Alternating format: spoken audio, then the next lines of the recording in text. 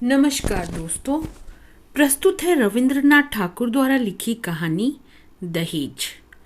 अब निरुपमा के विवाह की बातचीत चल रही है। उसके पिता रामसुंदर मित्र ने बड़ी खोज की, लेकिन मनपसंद वर कैसे भी नहीं मिला। अंत में एक बड़े राय बहादुर के घर के इकलौते लड़के को खोज निकाला। उक्त राय बहादुर के पैतृक जमीन जायदाद बहुत कम रह गई है, पर घर तो खानदानी ही था ना। वर पक्ष ने दहेज में 10,000 की रकम और अनेक प्रकार की दान सामग्री की मांग की। रामसुंदर बिना सोचे विचारे ही राजी हो गए। ऐसे पात्र को कैसे भी छोड़ा नहीं जा सकता। कैसे भी रुपयों की व्यवस्था नहीं हो पा रही है। गिरवी रखकर बेचकर बहुत कोशिशों के बावजूद भी 6-7 हजार रुपए बाकी रह ही गए। इधर विवाह का दिन करीब आता जा रहा है। आखिरकार विवाह का दिन आ ही पहुंचा। एक आदमी अधिक ब्याज पर बाकी रुपए उधार देने को तैयार हो गया, लेकिन ऐन मौके पर वह भी गैर हाजिर रहा। विवाह मंडप में भारी हलचल मच गई। रामसुंदर ने हमारे राय बहादुर से हाथ पैर जोड़कर कहा, शुभ काम संपन्न हो जाने दें, मैं रुपए अवश्य ही अदा कर दूंगा। राय बहादुर बोले, रुपए मिले बिना वर को मंडप में नहीं लाया जाएगा। इस दुर्घटना के कारण अंतपुर में रोना धोना मच गया। इस बड़ी विपत्ति का जो मूल कारण है, वह विवाह की लाल चोली साड़ी पहने, गहना पहने, माथे पर चंदन चुपड़े चुप बैठी है। भावी ससुर कुल के प्रति उसमें बड़ी भारी भक्ति या अनुराग उत्पन्न हो रहा हो, ऐसा नहीं कह सकते। इस बीच एक सुविधा हो गई। सहसा ही वर अपने पितृदेव के प्रति बेअदब हो गया। पिता से कह उठा, खरीद फरोख्त मोल भाव की बात मैं नहीं समझता। विवाह करने आया हूँ, विवाह करके ही लौटूंगा। पिता ने जिस किसी को सामने पाया उसी से बोले, देख रहे हैं ना आजकल के लड़कों का आचरण। दो एक बुजुर्ग लोग थे, उन्होंने कहा, शास्त्र शिक्षा नीति शिक्षा तो बिल्कुल रही नहीं, इसी से तो ऐसा है। वर्तमान शिक्षा का विषम फल अपनी संतान में प्रत्यक्ष देखकर राय बहादुर हतोत्साहित होकर बैठ गए। विवाह किसी तरह विषण निरानंद भाव से संपन्न हुआ। ससुराल जाते समय निरुपमा को हृदय से लगाकर पिता आंसू नहीं रोक सके। नीरू ने पूछा, बाबूजी, क्या ये लोग मुझे फिर कभी आने नहीं देंगे? रामसुंदर ने उत्तर दिया, आने क्यों नहीं देंगे बेटी, मैं तुम्हें लिवा लाऊंगा। अक्सर ही रामसुंदर लड़की से मिलने चले जाया करते, पर समधियाने में उनकी कोई प्रतिष्ठा रही नहीं। यहाँ तक कि नौकर चाकर तक उन्हें नीची निगाह से देखते। अंतपुर के बाहर अकेले कमरे में किसी दिन 5 मिनट के लिए बिटिया से मिल पाते, तो किसी दिन मिल तक नहीं पाते। समधियाने में इस तरह का अपमान तो सहा नहीं जाता। रामसुंदर ने निश्चय किया, जैसे भी हो रुपया चुकाना ही होगा। लेकिन कर्ज का जितना बोझ अभी कंधे पर था, वही संभाले नहीं संभल रहा था। खर्च में बेहद कटौती करनी पड़ी। कर्जदार की आंख से बचने के लिए हमेशा कई तरह के हीन कौशल अपनाने पड़ते हैं। उधर ससुराल में उठते बैठते कन्या को उल्लाहने मिलते। पिता के घर की निंदा सुनकर कमरे का दरवाजा बंद कर आंसू बहाना उसका नित्य कर्म बन गया है। विशेष रूप से सास का आक्रोश किसी भी तरह कम नहीं होता। यदि कोई कहता, वाह कैसा रूप है, बहू का मुख देखकर आंखें जैसे शीतल हो जाती हैं। सास गरज उठती, हाँ बड़ी रूपवती है, जैसे घर की बेटी वैसा ही रूप रंग। यहाँ तक कि बहू के खाने पहनने तक की कोई परवाह नहीं करता। यदि कोई दयालु पड़ोसी किसी प्रकार की कोई कमी बताता, सो सास उत्तर देती, इतना ही बहुत है, यानी कि बाप ने पूरे दाम दिए होते तो बेटी की भी पूरी संभाल होती। सभी ऐसा भाव प्रदर्शित करते जैसे बहू का इस घर में कोई अधिकार नहीं, वह धोखा देकर घुसाई है। शायद कन्या के अनादर अपमान की ये सारी बातें कानों कान अंत में रामसुंदर तक पहुंची होंगी। वे घर बार बेचने का प्रयत्न करने लगे, लेकिन लड़कों को बेघर करने जा रहे हैं, यह बात उनसे छिपाए रखी। उन्होंने निश्चय किया, घर बेचकर फिर उसी घर को किराए पर ले लेंगे। ऐसे कौशल से चलेंगे कि उनके मरते दम तक यह बात लड़के जान नहीं पाएंगे। लेकिन लड़के जान गए। सब आकर रोने चिल्लाने लगे। खासकर बड़े तीनों शादीशुदा लड़के, जिनमें से किसी किसी की संतानें भी हैं। उनकी असहमति बड़ी महत्वपूर्ण थी। घर की बिक्री स्थगित रही। तब रामसुंदर इधर उधर से भारी ब्याज पर थोड़े थोड़े रुपए उधार लेने लगे। इसका नतीजा यह हुआ कि गृहस्थी का खर्चा चलाना मुश्किल हो गया। नीरू पिता का मुख देखकर सब कुछ समझ गई। वृद्ध के पके केस, सूखा चेहरा और सदा संकुचित भाव में दैन्य और दुश्चिंता प्रकट हो आई। कन्या के आगे जब पिता अपराधी है, तब वह अपराध अनुपात क्या छिप सकता है। जब समधियाने की अनुमति से क्षण भर के लिए कन्या से साक्षात्कार होता, तब पिता की छाती कैसी फट रही होती, यह उनकी हंसी देखकर ही अनुमान हो जाता है। नीरू उस व्यथित पितृ हृदय को सांत्वना देने कुछ दिन के लिए मायके जाने को अत्यंत अधीर हो उठी। वह पिता का म्लान मुख देख अब दूर नहीं रह सकती थी। एक दिन रामसुंदर से बोली, बाबूजी मुझे एक बार घर ले चलो। रामसुंदर ने कहा, अच्छा, किंतु उनका कोई जोर नहीं। अपनी पुत्री पर पिता का जो स्वाभाविक अधिकार होता है, वह जैसे दहेज के रुपयों के बदले गिरवी रख दिया गया हो। यहाँ तक कि अत्यंत संकोच के साथ पुत्री से मुलाकात की भीख मांगनी होती, और उसमें कभी कभी निराश होने पर दूसरी बार कुछ कहने का मुख नहीं रहता। किंतु पुत्री के स्वयं मायके आना चाहने पर पिता उसे न लाकर कैसे रह सकता है। इसलिए समधी के पास इस आशय की अर्जी पेश करने से पहले रामसुंदर ने कितनी दीनता, कितने अपमान, कितने नुकसान सहकर जो 3000 रुपये संग्रह किए, उस इतिहास का गोपनीय रहना ही भला है। वे कुछ नोटों को रुमाल में लपेट चादर में बांधकर समधी के निकट जा बैठे। पहले हंसते हुए मोहल्ले की चर्चा छेड़ी। हरे कृष्ण के घर में बड़ी भारी चोरी हो गई। उसका आद्योपांत विवरण कह सुनाया। नवीन माधव और राधा माधव दोनों भाइयों की तुलना करते हुए राधा माधव की विद्या बुद्धि स्वभाव की प्रशंसा और नवीन माधव की निंदा की ही। शहर में एक नए रोग का आगमन हुआ। उस विषय में अनेक अजीबोगरीब आलोचनाएं की। अंत में हुक्का जमीन पर रखते हुए बातों ही बातों में बोले, अरे हाँ समधी जी, दरअसल वे रुपए तो बाकी रह गए हैं। रोज ही सोचता हूँ आते हुए कुछ सांत लेता जाऊं, लेकिन समय पर ध्यान ही नहीं रहता। अरे भाई, बूढ़ा जो हो गया हूँ।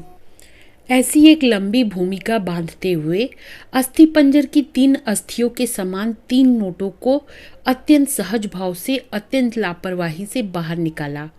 केवल 3000 के नोटों को देखकर राय बहादुर ने ठहाका लगाया। बोले, रहने दीजिए समधी जी, इसकी मुझे जरूरत नहीं। एक प्रचलित देसी कहावत का उल्लेख करते हुए बोले, छोटी सी बात के लिए वे हाथों को बदबूदार नहीं करना चाहते। ऐसी घटना के बाद कन्या को घर ले जाने का प्रस्ताव कोई जबान पर नहीं ला सकता था। केवल रामसुंदर ही थे जिन्होंने सोचा, यह सब रिश्तेदारी का संकोच अब मुझे शोभा नहीं देता। मर्माहत हो काफी देर चुप रहने के बाद अंत में मृदु स्वर में बात चलाई। राय बहादुर ने बिना कोई कारण जताते हुए कहा, यह अभी नहीं होगा, और यह कहते हुए वे काम के बहाने उठकर चले गए। रामसुंदर पुत्री को मुंह न दिखाकर कांपते हाथों उन नोटों को चादर की खूंट में बांध घर लौट आए। मन ही मन प्रतिज्ञा की, जब तक सारे रुपए अदा करके निसंकोच कन्या के अधिकार की मांग नहीं कर सकेंगे, तब तक फिर समधियाने नहीं जाएंगे। बहुत दिन बीत गए। निरुपमा आदमी पर आदमी भेजती रही, पर पिता नहीं आए। अंत में रूठकर उसने आदमी भेजना बंद कर दिया। इससे रामसुंदर के मन पर भारी चोट पहुंची, लेकिन फिर भी वे नहीं गए। कुंवार का महीना आ गया। रामसुंदर ने सोचा, अब की पूजा में बेटी को घर लाना ही है, नहीं तो मैं। खूब लंबी चौड़ी सी कसम खाई। पंचमी या षष्ठी के दिन चादर की खूंट में कुछ नोटों को बांधकर रामसुंदर ने यात्रा की तैयारी की। एक 5 साल के पोते ने आकर पूछा, दादाजी, क्या मेरे लिए गाड़ी खरीदने जा रहे हो? ठेला गाड़ी चढ़कर हवा खाने का बहुत दिनों का शौक है, पर किसी भी तरह उसे पूरा करने का उपाय नहीं सूझता। 6 वर्ष की पोती रोती हुई आकर कहती है, पूजा के अवसर पर निमंत्रण में पहनकर जाने के लिए उसके पास एक अच्छा कपड़ा नहीं है। रामसुंदर यह सब जानते थे। तंबाकू पीते पीते बूढ़े ने इस विषय में काफी सोचा। जब राय बहादुर के घर से पूजा का निमंत्रण आएगा, तब उनकी बहू को अत्यंत मामूली गहनों के साथ अनुग्रह पात्र के समान वहां जाना होगा। इन सब बातों को सोचकर उन्होंने बड़ी गहरी सांस भरी, लेकिन इससे उनके भाग्य की वार्धक्य रेखा के अधिक गहरे अंकित होने के सिवाय और कोई फल नहीं मिला। दैन्य पीड़ित घर की क्रंदन ध्वनि को कानों में भरकर वृद्ध ने अपने समधी के घर में प्रवेश किया। आज उनमें वह संकोच का भाव नहीं। द्वार रक्षक और मृत्यु के मुंह की ओर भी वह चकित सलज दृष्टिपात दूर हो गया, मानो उन्होंने अपने ही घर में प्रवेश किया हो। सुना राय बहादुर घर में नहीं है, कुछ देर प्रतीक्षा करनी होगी। मन के उच्छ्वास को न संभाल पा रामसुंदर ने कन्या के साथ मुलाकात की। आनंद तिरेक से दोनों नेत्रों से आंसू बह चले। पिता भी रो रहे हैं, कन्या भी रो रही है। दोनों में से कोई भी बोल नहीं पा रहा है। ऐसे ही कुछ समय बीत गया। फिर रामसुंदर ने कहा, बेटी अब कि तुझे ले जाऊंगा, अब कहीं कोई रुकावट नहीं। इसी समय रामसुंदर के बड़े लड़के हरमोहन ने अपने दोनों छोटे बच्चों के साथ सहसा कमरे में प्रवेश किया। वे पिता से बोले, बाबूजी, तो फिर आपने हम लोगों को रास्ते पर बिठा दिया। रामसुंदर ने अचानक अग्निमूर्ति को कहा, तुम लोगों के लिए क्या मैं नरक में जाऊं? तुम लोग मुझे मेरे सत्य की रक्षा नहीं करने दोगे? रामसुंदर घर बेच बैठे हैं। लड़के कैसे भी कुछ जान न पाए, इसके लिए अनेक उपाय किए, फिर भी वे जान गए। जानकर उनके प्रति अचानक रुष्ट और असंतुष्ट हो उठे। उनका पोता उनके दोनों घुटनों से यथाशक्ति लिपट मुंह उठाकर बोला, दादाजी, मुझे गाड़ी नहीं खरीदती। सिर झुकाए रामसुंदर से कोई उत्तर न पा नीरू के पास जाकर बोला, मुझे गाड़ी खरीद दोगे बुआ? निरुपमा सारा मामला समझ गई। बोली, बाबूजी, यदि तुमने अब एक पैसा भी मेरे ससुर को दिया तो अपनी कन्या का मुंह फिर कभी नहीं देख पाओगे। तुम्हारी देह छूकर मैं यह कसम खाती हूँ। रामसुंदर ने कहा, राम राम, ऐसी बात नहीं कहते। फिर ये रुपए यदि मैं न दे पाऊं तो तुम्हारे पिता का अपमान और तुम्हारा भी। नीरू बोली, रुपया देना ही अपमान है, तुम्हारी कन्या का क्या कोई सम्मान नहीं? क्या मैं केवल रुपए की थैली भर हूँ? जब तक रुपए है तब तक मेरा दाम है। नहीं बाबूजी, ये रुपए देकर तुम मेरा अपमान मत करो। इसके अलावा मेरे पति तो यह रुपए नहीं चाहते। रामसुंदर ने कहा, बेटी, तब यह तुम्हें जाने नहीं देंगे। निरुपमा बोली, न जाने दे तो क्या कर सकते हो बोलो, फिर तुम भी ले जाने के लिए कुछ मत कहना। रामसुंदर कांपते हाथों नोटबंदी चादर को कंधे पर डाल चोर के समान सबकी आंखें बचाकर घर लौट गए। रामसुंदर रुपए लाए थे और बेटी की मनाही के कारण वे रुपए दिए बिना ही लौटा ले गए। यह बात छिपी न रही। द्वार पर कान लगा कौतूहल स्वभाव वाली दासी ने नीरू की सास के पास यह खबर पहुंचा दी। सुनते ही उनके क्रोध की सीमा न रही। निरुपमा के लिए उसकी ससुराल अब कांटों की सेज बन गई। इधर उसके पति विवाह के थोड़े दिनों बाद ही डिप्टी मजिस्ट्रेट होकर किसी दूर शहर में चले गए थे। कहीं संग दोस्त से नीरू को कुशिक्षा न मिले, इसी बहाने अब मायके के रिश्तेदारों से मुलाकात की बिल्कुल मनाही हो गई थी। इसी समय नीरू अत्यंत कठिन रोग से पीड़ित हो गई, पर इसके लिए उसकी सास को पूरी तरह से दोषी नहीं ठहराया जा सकता। अपने शरीर के प्रति वह अत्यंत लापरवाही बरत रही थी। कार्तिक महीने की ओस में रात भर सिरहाने का द्वार खुला रखती, जाड़े के दिनों में देह पर कपड़ा नहीं रखती, खाने पीने में कोई नियम नहीं मानती। दासियां जब अक्सर भोजन लाना भूल जाती, तब एक बार भी मुंह खोलकर उन्हें स्मरण नहीं दिलाती। वह पराई घर में दास दासी की तरह स्वामी स्वामिनी के अनुग्रह पर निर्भर हो रही है।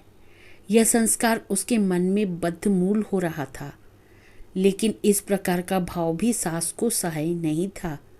यदि भोजन के प्रति बहू की किसी प्रकार की लापरवाही दिखती तो सास कह उठती, नवाब के घर की बेटी है ना, गरीब के घर का अन्न इनके मुंह में रुचता नहीं।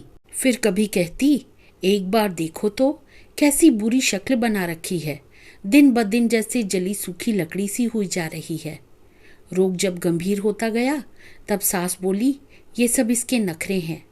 आखिर एक दिन नीरू ने अत्यंत विनयपूर्वक सास से कहा, माँ, मैं एक बार अपने बाबूजी और भाइयों को देखूंगी। सास बोली, यह मायके जाने का बहाना है, कहने का कोई विश्वास नहीं करेगा।